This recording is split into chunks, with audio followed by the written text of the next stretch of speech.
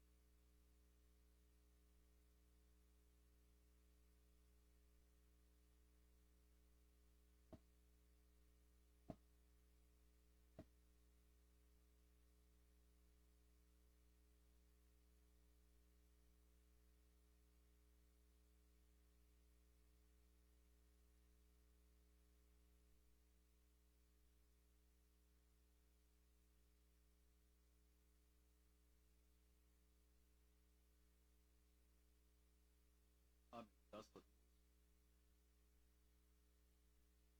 Amém. Graças a Deus. Deus abençoe esse dia. Deus abençoe nossa manhã. Manhã de escola dominical. Saudamos a todos. A paz. Estamos na terceira lição. Vai falar sobre eleição e predestinação. Começamos orando a Deus, orando pelo povo que está aqui nesta manhã e aqueles que estão em casa nos acompanhando. Senhor Deus Pai, graças nós te damos, ó Deus, por esta manhã na tua presença, a qual, ó Deus, cresceremos mais na graça, no conhecimento da tua palavra. Pedimos, ó Deus, a tua bênção sobre a vida dos teus filhos que aqui estão, que predispuseram, ó Deus, a estarem aprendendo a tua palavra, a estarem, ó Deus, mais perto de ti, tomando posse das bênçãos da vitória.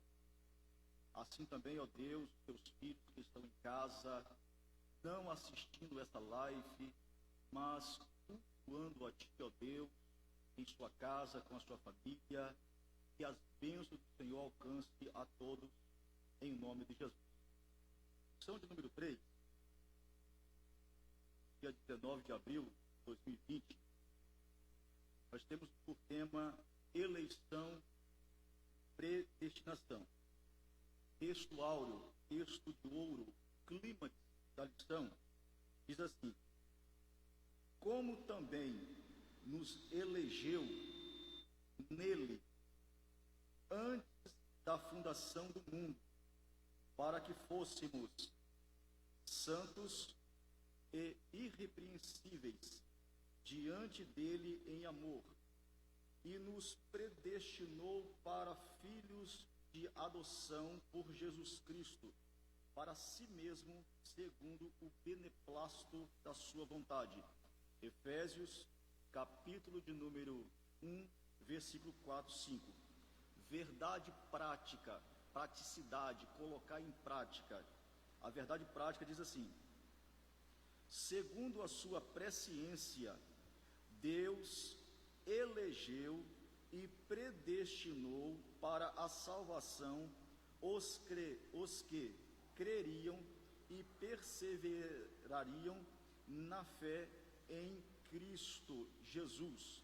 Verdade prática, ela fala sobre uma condição para quem, segundo a sua presciência, Deus elegeu e predestinou quem? Os que creriam e perseverariam na fé em Cristo. Então nós temos aqui uma presciência condicionada àqueles que perseverariam na fé em Cristo. Leitura bíblica em classe. Leitura bíblica em classe. Você que tem a revista, pode estar acompanhando a revista. Você que não tem a revista, você pode estar acompanhando na Bíblia, que está em Efésios, capítulo de número 1, do versículo 4 ao versículo de número 12. Leremos: como também nos elegeu nele, antes da fundação do mundo, para sermos santos e irrepreensíveis diante dele em amor, e nos predestinou para filhos de adoção por Jesus Cristo, para si mesmo, segundo o beneplácito da sua vontade. Versículo 6: para louvor e glória da sua graça, pelo qual nos fez agradáveis a si mesmo no amado. Versículo 7: em que temos a redenção pelo seu sangue, a remissão das ofensas, segundo as riquezas da sua graça. Versículo 8: que ele tornou abundante para conosco em toda a sabedoria e prudência. Versículo 9: descobrindo-nos o mistério da sua vontade, segundo o seu beneplácito, que propusera em si mesmo. Versículo 10: de tornar a congregar em Cristo todas as coisas, na dispensação da plenitude dos tempos, tanto os que estão no céu como os que estão na terra. Versículo 11: nele digo, em que também fomos feitos heranças, havendo sido predestinado conforme o propósito daquele que faz todas as coisas, segundo o conselho da sua vontade. Versículo 12: com o fim de sermos para louvor da sua glória, nós, os que primeiros esperamos em Cristo. Que Deus assim nos abençoe na leitura bíblica em classe. Abrindo uma aspas aqui aos irmãos que aqui estão, e nós e os que estão em casa, a questão do conhecimento. Que Deus nos abençoe por essa oportunidade do conhecer, do conhecimento, dessa oportunidade de conhecermos a sua palavra. E nós nos colocamos dessa forma prévia de decidir conhecer mais a palavra do Senhor. Que Deus assim nos abençoe. O povo perece por falta de conhecimento ou por falta de interesse em querer conhecer os desígnios de Deus. Mas aqueles que se colocam à disposição em conhecer, que Deus assim te abençoe. Na introdução diz assim: a eleição e a predestinação são termos importantes na compreensão da doutrina da salvação. Esses vocábulos ligados entre si elucidam o plano divino de salvar os pecadores. Nessa lição abordaremos os conceitos bíblicos e a interpretação pentecostal referentes à eleição e à predestinação. Então nós temos o respaldo bíblico o respaldo bíblico e a nossa visão acerca, a nossa interpretação acerca da eleição e predestinação.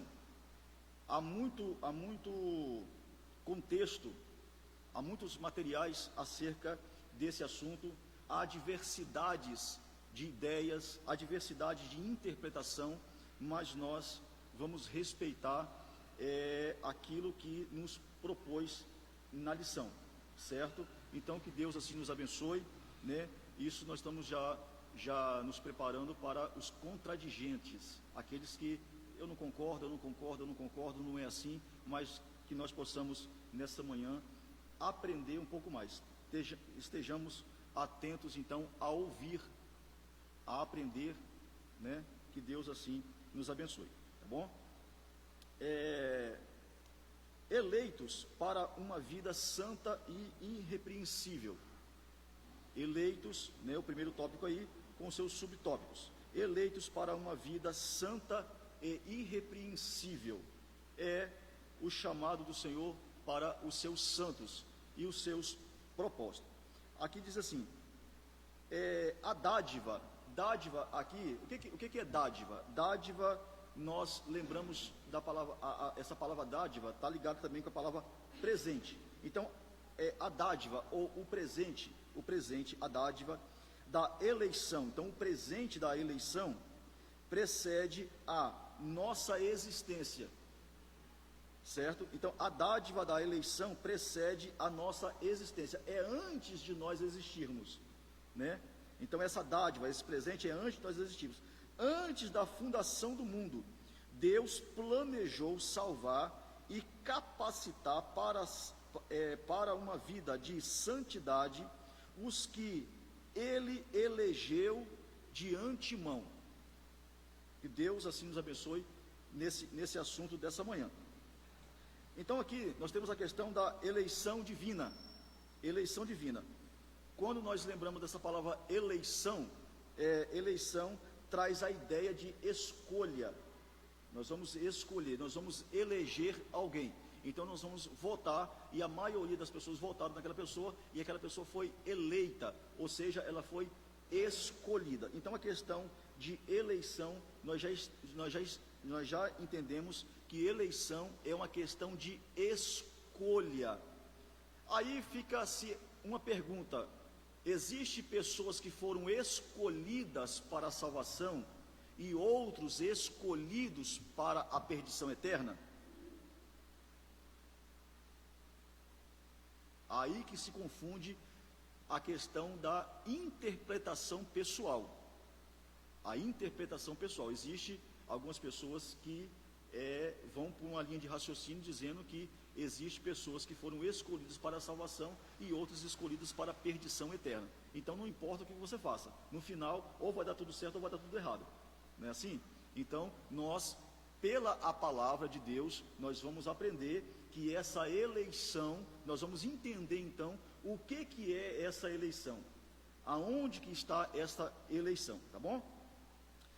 Vamos lá, a eleição, ela diz respeito à escolha. Aos Efésios, Paulo menciona 3 aspectos dessa escolha.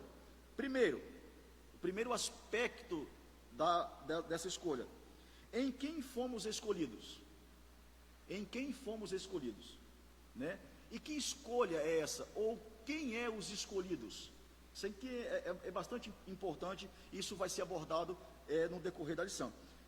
Em quem fomos escolhidos? É a primeira pergunta. Em quem fomos escolhidos? A resposta: em Jesus. Por isso ela é cristocêntrica. Essa eleição, ela é cristocêntrica. É Cristo no centro, certo? Então a eleição, em quem fomos escolhidos? Fomos escolhidos em Cristo. Cristo é que nos escolheu, tá bom? Segundo, em que tempo se deu essa escolha? A que tempo se deu essa escolha? Foi quando nós nascemos? O tempo é dito como antes da fundação do mundo. Então, em que momento que foi feita a escolha? O momento da escolha foi feito antes da fundação do mundo. Terceiro, qual a finalidade, qual o propósito dessa escolha? Para que fôssemos santo, separado,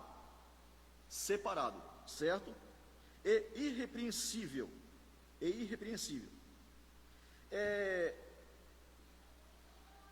Essa eleição aqui, né, o autor coloca aqui assim, afirma que a eleição de pessoas ocorre somente.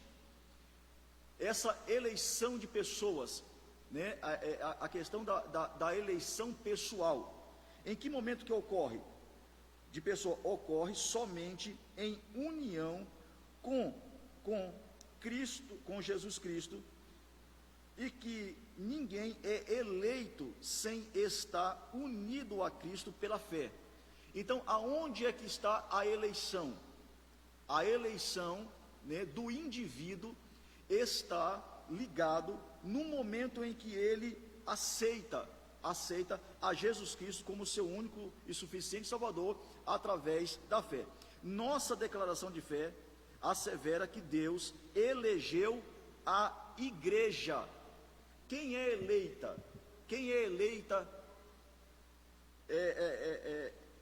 A receber essas dádivas? Quem é eleita? A eleita é a igreja desde a eternidade, antes da fundação do mundo, segundo a sua presciência. Então, quem é eleita? Eleita é a igreja. Quem é a igreja? A igreja somos nós. Em que tempo somos eleitos? Enquanto tivermos em Cristo. Estamos nele, estamos com ele, estamos na fé, estamos perseverando em Cristo, então nós somos eleitos. Quem são os eleitos? Aqueles que estão em Cristo. Não existe eleição sem aceitar Jesus Cristo. Não, eu nasci salvo, eu já nasci com uma promessa, eu já nasci eleito. Então você nasceu eleito? Em que momento que você nasceu eleito?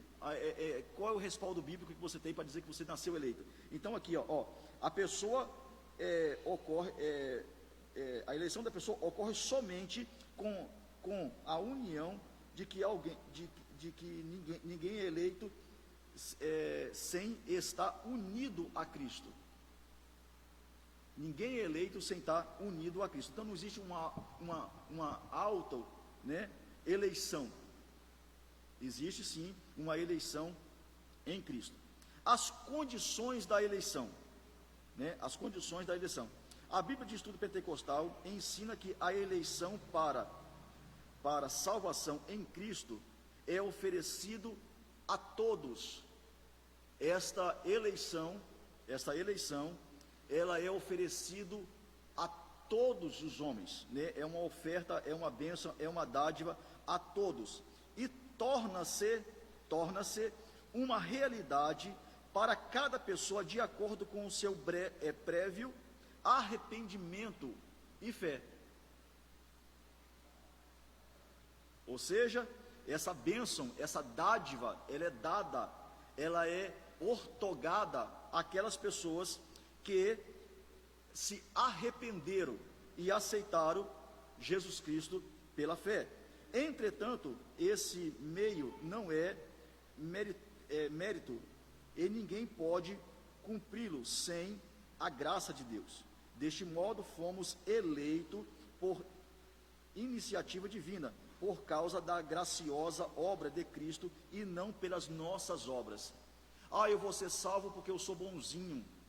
Eu vou ser salvo porque, né? E ali a pessoa começa a dar as suas desculpas. Eu sou um homem tão bom, não roubo, não mato, não firo, não falo mal de ninguém. Sou um homem tão bom. Então, a questão dessa bênção está ligada, essa eleição está ligada quando você aceita a Jesus Cristo como seu único e suficiente Salvador e permanece nele. A eleição, né, a igreja é de Cristo. Então, enquanto eu sou igreja, enquanto eu estou na igreja e eu sou a igreja de Cristo, que tem gente que está na igreja, mas não faz parte da igreja. Ele não faz parte da igreja, ele está nela, mas não faz parte dela. Então nós que somos a igreja, não simplesmente fazemos parte dela, mas somos a igreja. Enquanto você é a igreja, né? Enquanto você é membro do corpo de Cristo, então você é eleito. É vida santa e irrepreensível. Terceiro tópico aqui, tá bem? Eleitos para uma vida santa e irrepreensível, eleitos, a eleição divina, as condições da eleição, e o terceiro aqui fala sobre a vida santa e irrepreensível. Paulo enfatiza que a eleição tem a finalidade específica de sermos santos e irrepreensível diante dele. Nesse aspecto, o vocábulo santo significa separado do pecado. Separado do pecado. Então, esse ser santo aqui é ser separado do pecado. E a questão irrepreensível, sem defeito ou inculpável. Então, diante de Deus, nós não temos pecado e nós não temos defeitos. Por quê?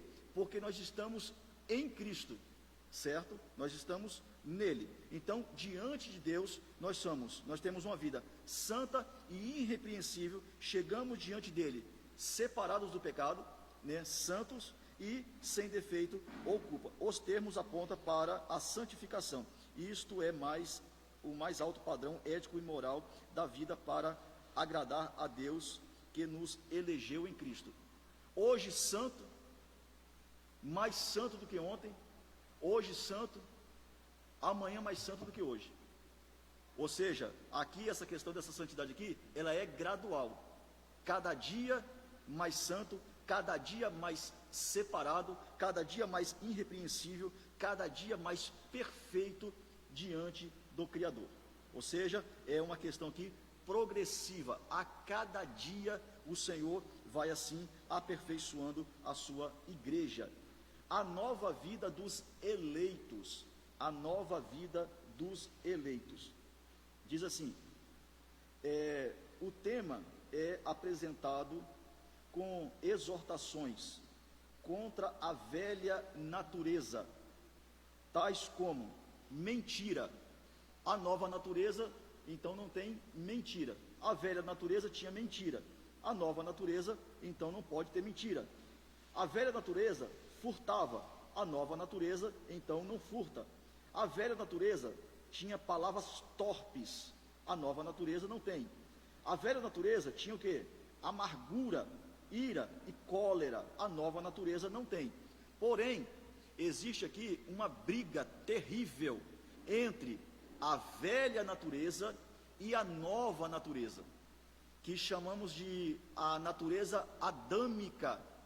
E nós temos também a natureza divina, a natureza de Cristo. Nova criatura nós somos. Então nós temos a nova natureza. Porém, a velha natureza, ela adormece. A velha natureza, ela fica como um gigante adormecido. Oxalá, quem dera, se a velha natureza morresse realmente. Se ela morresse, então, nós não teríamos uma luta espiritual, certo? Então, a velha natureza, ela fica adormecida. Quem é que nutre a velha natureza ou a nova natureza? Nós estamos nutrindo a nossa nova natureza em Cristo Jesus, através de oração, Bíblia, consagração, através de oração, através de jejum, através da comunhão com Deus e também com os irmãos. E ainda severa advertências contra a fornicação, impureza, avareza e embriaguez. A finalidade é apresentar a Deus uma igreja. Ou seja, qual é a finalidade? Para que tudo isso? Por que tudo isso? Não é assim? Então, qual é a finalidade? A finalidade é apresentar a Deus uma igreja gloriosa, sem mácula e sem ruga, mas santa e irrepreensível, santa separada e irrepreensível sem defeito. Não obstante, somente o Espírito Santo capacita o crente para esse novo estilo de vida.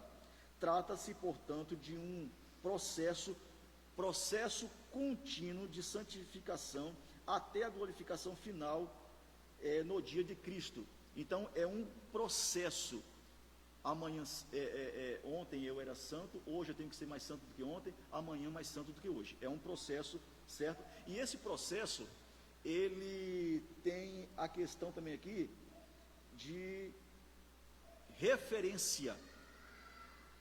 Essa santificação aqui, ela tem uma conotação também de passarmos a ser um referencial,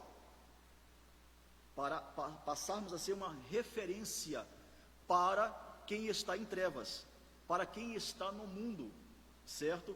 Essa nova vida em Cristo faz com que a gente também sejamos um referencial em todas as esferas das nossas vidas, quer seja conjugal, quer seja familiar, quer seja profissional, quer seja na sociedade, quer seja aonde for. Nós então, através dessa nossa nova vida, nova maneira de viver, possamos assim então sermos luz em meio às trevas, e Deus assim se revela através de nós. Segundo tópico aqui fala assim: predestinado para filhos de adoção. Predestinados para filhos de adoção. A palavra predestinar mostra que o destino dos eleitos foi feito na eternidade. Então, qual é o destino dos eleitos? Eleitos em quem? Quem é eleito? Eleito é a igreja, a eclésia, os tirados para fora. Então, a eleição é da igreja. A igreja foi eleita, certo? Mas qual é o destino dela? Qual é o destino dos eleitos? Quem são os eleitos? Os eleitos são aqueles que estão em Cristo. Enquanto eu estiver em Cristo, eu sou eleito à salvação, eleito a morar nas mansões celestiais, eleito à salvação. Qual é o destino? A palavra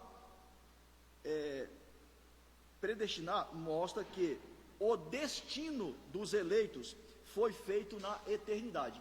Então, na eternidade, Deus já sabe o destino dos eleitos. Isso aqui, né, é motivo de nós glorificarmos a Deus. Ou seja, nós não estamos perdidos, achando, eu estou achando, não, nós já temos já certeza do destino, do nosso destino, certo? Que Deus assim então nos abençoe por mais essa esclareza da palavra. A predestinação, o termo grego, prorizo, traduzido como predestinar, é formado pelo vocábulo orizo, que significa determinar, e pela preposição pro, que indica algo feito antes. Ou seja, predestinar significa literalmente, o que é predestinar? Determinar antes, predestino, determinar antes. O seu destino já está pré-definido. Mas o destino de quem? Isso aqui é muito importante. O destino de quem? Dos eleitos. Quem é os eleitos? Os eleitos em Cristo, que permanece nele.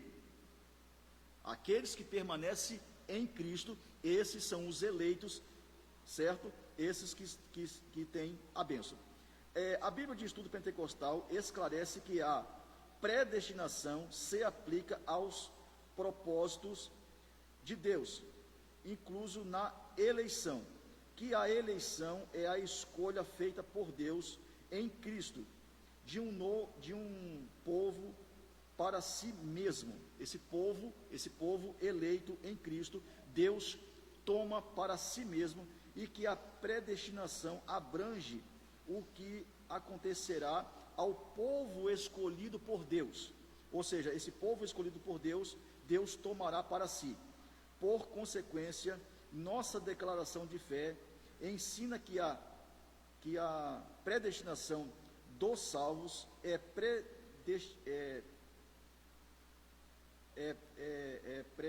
precedida pelo conhecimento prévio de Deus, daquele que, diante do chamamento do Evangelho, recebem a Cristo como seu Salvador pessoal e perseveram até o fim. Então Deus, na sua presciência, Ele sabe o destino dos eleitos. Os eleitos em quem? Os eleitos nele. Mas como é que eu sou um eleito e permaneço eleito? Eu permaneço eleito em Cristo. Como é que eu permaneço em Cristo? Na igreja. Os eleitos são os cristãos, certo? Pessoal, e permaneço até o fim. Logo foi vontade de Deus reconciliar os pecadores e torná-los seus filhos. Segundo tópico aqui, filhos por adoção. Filhos por adoção. Paulo é o único escritor do Novo Testamento que emprega o termo adoção. Esta prática não fazia parte do sistema legal judaico, mas era comum entre os romanos e perfeitamente conhecido entre os gregos. Assim o apóstolo enfatiza que foi agradável a Deus inserir no plano da salvação a adoção dos eleitos como filhos, segundo o beneplácito, né? Essa palavrinha aqui, beneplácito, parece até que, né, é línguas estranhas, mas não é línguas estranhas não. Esse beneplácito aqui é segundo a sua boa vontade, segundo o seu beneplácito, segundo a sua boa vontade. Ele ainda assinala que o amor foi quem moveu o Pai a nos adotar. Hoje, em questão de adotar um filho, adotar uma criança, ou até mesmo um animal, você vai ver essa questão da adoção está muito ligada ao amor. Olhei e amei, incondicionalmente. Olhei e amei, pronto e acabou. Não é assim? E ali começa então o processo de adoção. Ele ainda, né, assinala, ele pontua que foi o amor que moveu a adoção. Isso nós podemos constatar em nossos dias essa questão da adoção e do amor. Você olha, você ama e você adota. E essa adoção você toma para si, você toma posse do indivíduo, você toma posse daquilo que você amou. Você olha e você adota para si, certo? Você toma posse para si. Então, o que foi que moveu essa adoção? O que moveu a adoção foi, então, aqui o amor. Se moveu, se no outro tempo éramos estranhos e inimigos de Deus, agora estamos reconciliados com Ele em Cristo e somos seus filhos. Essa posição nos é imerecida, contudo, prove ao Pai fazê-lo assim. Essa questão aqui, essa posição nos é imerecida. O que a gente faz para merecer esse amor? Não há nada que nos aponta essa questão do amor. Esse amor, ele é imerecido. Deus nos amou primeiro, quando éramos filhos da desobediência, quando éramos ainda inimigos, Ele nos amou primeiro. E ali a gente diz: que amor é esse? Que amor é esse? E aí o autor diz assim: porque Deus amou o mundo de tal maneira. E é exatamente esse amor ágape, esse amor de Deus, que chegou e que chega até você que está em casa, que chegou até a nós, esse amor que nos constrange, esse amor que mexe conosco. De vez em quando a gente olha para alguém e fala assim: Deus te ama de uma tal maneira, que amor é esse? Principalmente o pecador, o homem que está todo errado, o homem que está todo torto, faz maldades e mais maldade, e de repente você vê a expressão do amor de Deus, o amor incondicional, o amor que nós não merecíamos e não merecemos. Não há nada que nós possamos fazer para merecer, mas há algo que nós podemos fazer para reconhecer o amor de Deus. O que a gente pode fazer então para reconhecer o amor de Deus? Levantar nossas mãos e aceitar esse amor, através de aceitar Jesus Cristo como nosso único e suficiente Salvador das nossas almas. Essa posição nos é imerecida, contudo, prove a Deus assim fazer.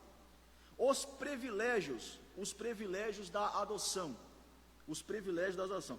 Deus criou o ser humano para estar em comunhão com Ele, mas o pecador rompeu com essa dádiva, ou seja, dádiva, presente. Havia um presente de Deus. Deus se fazia presente no romper do dia. Lá para 6 horas da tarde, mais ou menos, Deus vinha e se fazia presente, dádiva, presente. Deus se fazia presente, certo? Houve um rompimento entre o Criador e a criatura, entre o Pai e o Filho. É interessante que aquele que foi ofendido veio se tratar com aquele que ofendeu. Você pode ver que o Criador veio até Adão, certo?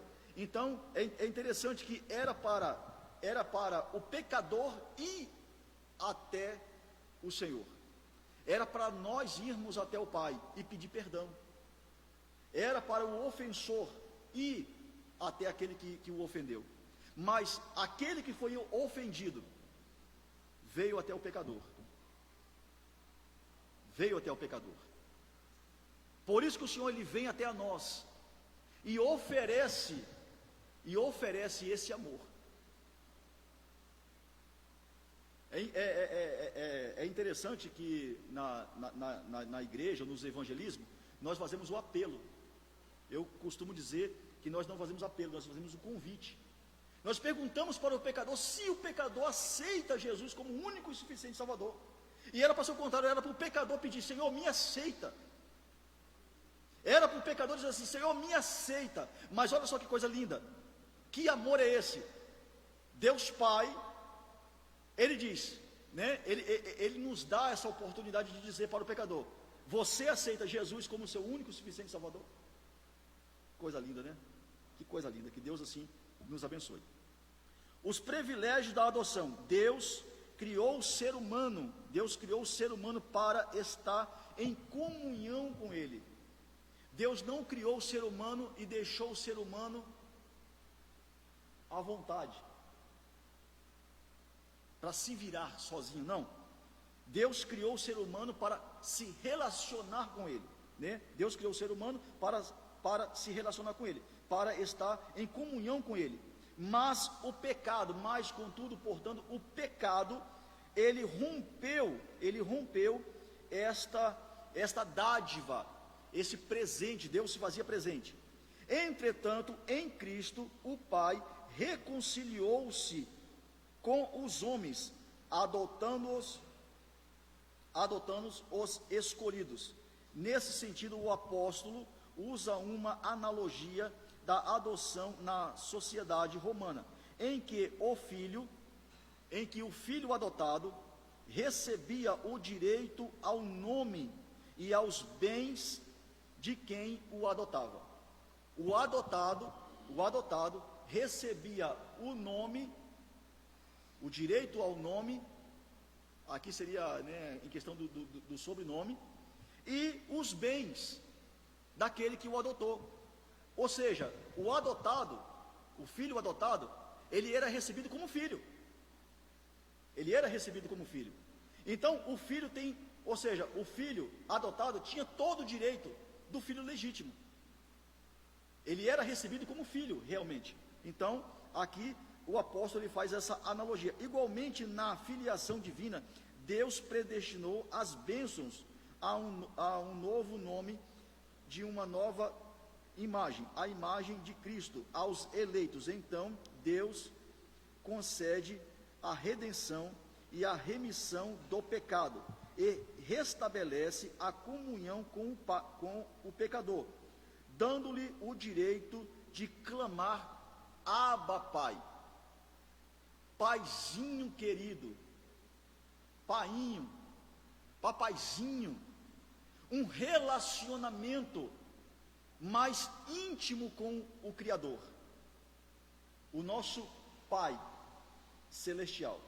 Ou seja, com esta filiação, com esse direito ortogado, essa bênção de nós dobrarmos os nossos joelhos, chegarmos até o nosso Criador, chegar até o nosso Senhor como o nosso Pai, o nosso Paizinho querido.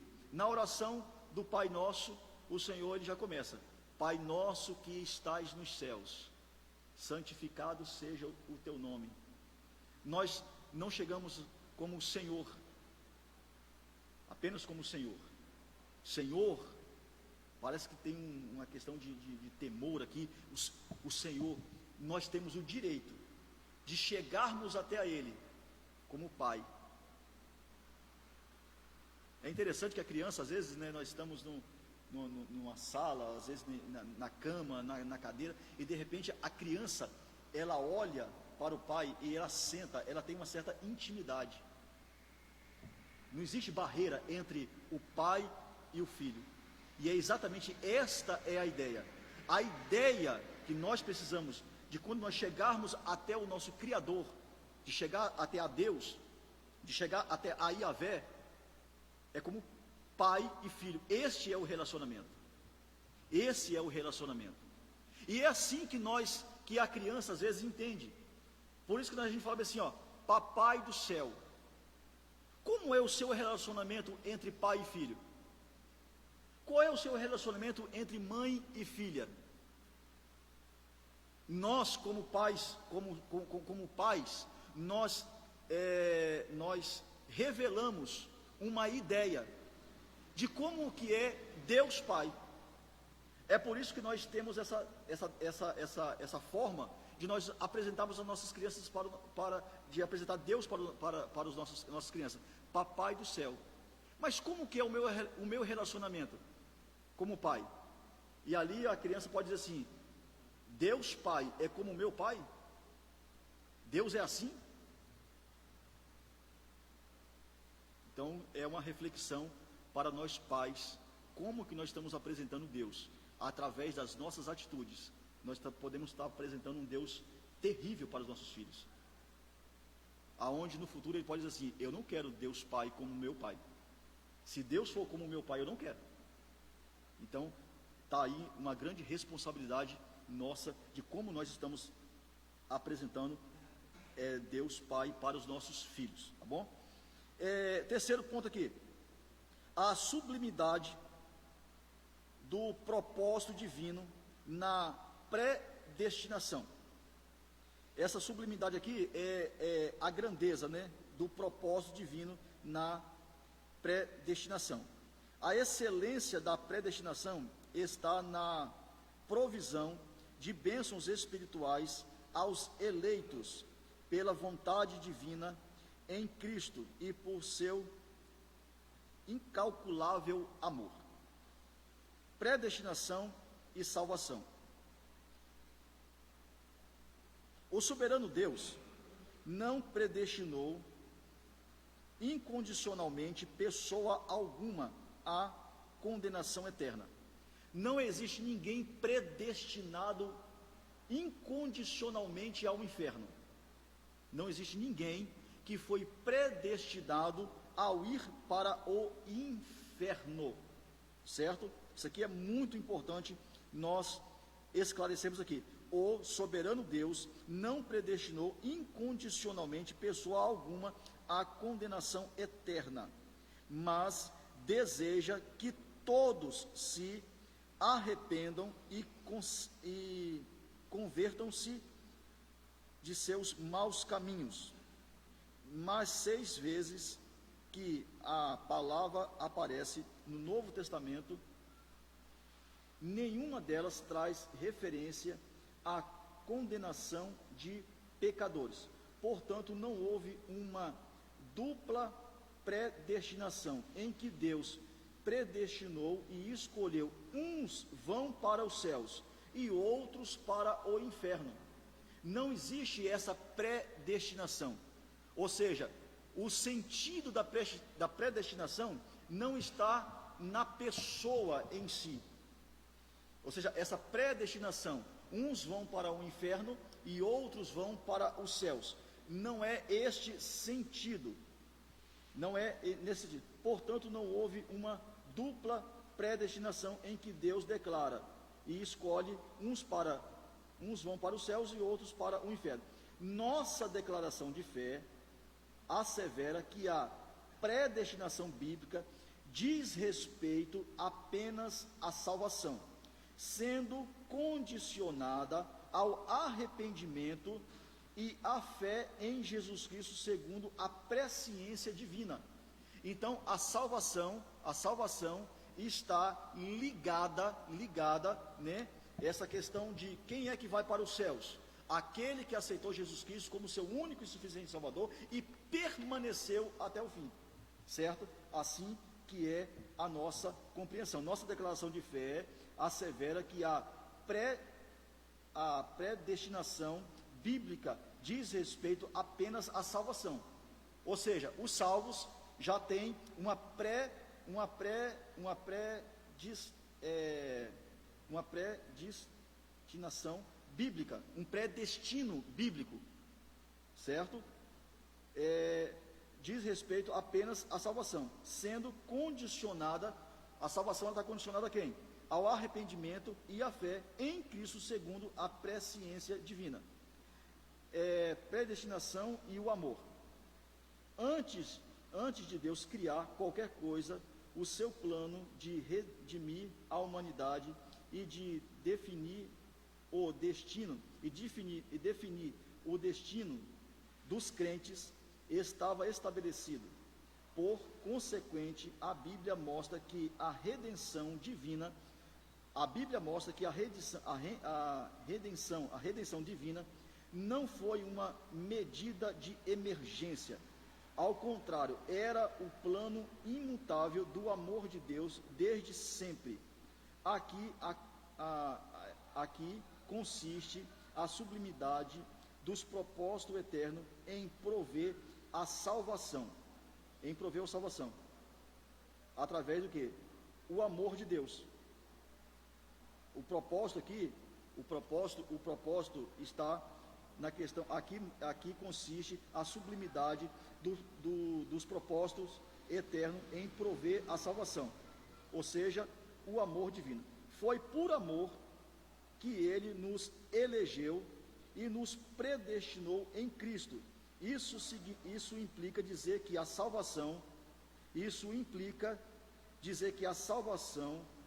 como favor imerecido, provém do amor de Deus. Não substante que os que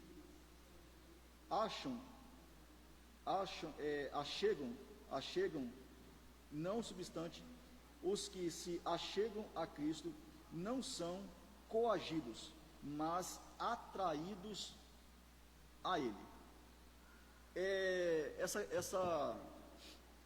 Essa aula aqui, né, onde nós aprendemos aqui a questão da predestinação e a salvação, e a questão aqui também da predestinação e do amor. Nossa declaração de fé assevera que a predestinação bíblica diz respeito apenas à salvação, sendo condicionada ao arrependimento e à fé em Cristo Jesus, segundo a presciência divina. Então nós temos aqui a questão da eleição, da predestinação. Nós temos a questão aqui de nós perseverarmos. Quem é eleita? Eleita é a igreja. A igreja, ela é eleita. A igreja, ela tem destino. E qual é o destino da igreja eleita? Morar nas mansões celestiais. Quem são os eleitos? Os eleitos são aqueles que permanecem em Cristo. Hoje nós estamos em Cristo, permanecemos nele, há o arrebatamento da igreja. Aqueles que estão em Cristo serão arrebatados. Aqueles que perseveraram até o fim, aqueles que perseveraram até a morte, aqueles que perseveraram em Cristo, esses são os eleitos. E qual é o destino dos eleitos? O Senhor, Ele já sabe de antemão, né, a presciência de Deus. Na presciência de Deus, Deus já sabe qual é o destino eterno da sua igreja. E o destino nosso é de estarmos nas mansões celestiais. O que significa eleição? O que significa eleição? Eleição traz a ideia de escolha. Qual a finalidade específica da eleição? Segundo o apóstolo Paulo, a eleição tem a finalidade específica de sermos santos e irrepreensíveis diante dele. Literalmente, o que significa predestinação? Predestinação significa literalmente determinar antes. Determinar antes. O que foi determinado para os eleitos? O que foi determinado antes? Certo? O que moveu o Pai a nos adotar? O amor. O amor do Pai, o amor ágape, o amor incondicional, fez com que Ele nos adotasse. Em que consiste a sublimidade dos propósitos eternos da salvação? A sublimidade dos propósitos eternos em prover a salvação consiste no amor. Que amor é esse? Que amor é esse? De vez em quando a gente se pergunta, né? Que amor é esse? Deus nos amou. E como foi que Ele nos amou? Enviando o seu Filho, a moeda de troca. Aquele que foi ofendido, Ele ofereceu o seu Filho, o seu único Filho, para morrer na cruz do Calvário, para que nós tivéssemos o direito de vida eterna. E Ele nos adotou como filho. Não foi assim que o Filho disse? O Filho falou bem assim, ó: não sou mais digno de ser chamado como filho, mas eu vou voltar para a casa do Pai. E você como um dos seus empregados. Você como um dos seus empregados. E aí existem pessoas assim: vou voltar para a igreja, não vou mais continuar com os cargos, vou ficar lá no banco, lá no último banco. Aí de repente você entra na igreja e o pastor está de braços abertos. O círculo de oração está de braços abertos. A mocidade está de braços abertos. E esse amor de braços abertos nos constrange. Que amor é esse? Desviei, saí da presença do Pai, e de repente eu volto como servo, e de repente o Pai me recebe não como servo, mas como filho. Como filho. Esse é o amor que nos constrange. Esse é o amor que chama a nossa atenção. Esse é o amor que faz com que a gente levanta nossas mãos e adora o Pai em espírito e em verdade. Adora pelo que Ele faz e o louva pelo quem Ele é. Adora pelo quem Ele é e o louva pelo que Ele faz. O que Ele fez? O que Ele já fez? O que já foi feito? O preço já foi pago na cruz do Calvário. Jesus já morreu. Jesus já ressuscitou. E Ele já vai voltar para buscar a sua igreja, para buscar os seus eleitos. E o nosso destino já está certo nas mansões celestiais. Que Deus assim te abençoe, que Deus assim nos abençoe. Oremos ao Senhor. Senhor Deus Pai, graças nós te damos, ó Deus, por essa manhã, por essa aula, por essas verdades, ó Deus, a qual vem sobre as nossas vidas, por essas bênçãos, por sermos eleitos, ó Deus, em Cristo Jesus. Senhor Deus Pai, que a bênção do Senhor nos enriqueça, que as promessas do Senhor, ó Pai, sejam fiéis, sejam dignas, ó Deus, de toda a nossa aceitação. Que a bênção do Senhor chega sobre esse lar, que nos ouve nessa manhã, que esta família possa dizer: eu e minha casa servimos ao Senhor. Senhor Deus Pai, que a bênção do Senhor chega sobre essa vida, que a bênção do Senhor chega até os nossos amados, que o Senhor nos abençoe em nome de Jesus. Amém. Graças a Deus. Hoje à noite nós temos a Santa Ceia do Senhor. Nós assim convidamos a todos a partir das 7h30 da noite. A partir das 7h30 da noite nós estaremos aqui em comunhão com os irmãos, em comunhão com Deus, através da Santa Ceia. Você que pode estar aqui, esteja aqui. Muitos podem até ficar triste porque não pode estar, mas você que pode estar aqui, esteja aqui em comunhão com os irmãos, que Deus assim nos abençoe em nome de Jesus. Estende as suas mãos assim, você que estiver na sua casa. Isso. Nós vamos agora receber a bênção apostólica. Que o grande amor de Deus, que a graça do Senhor Jesus Cristo, que as consolações do Espírito Santo sejam com todos nós que amamos e aguardamos a breve volta de Jesus, e nós que assim cremos, digamos todos amém, em nome de Jesus. Deus te abençoe.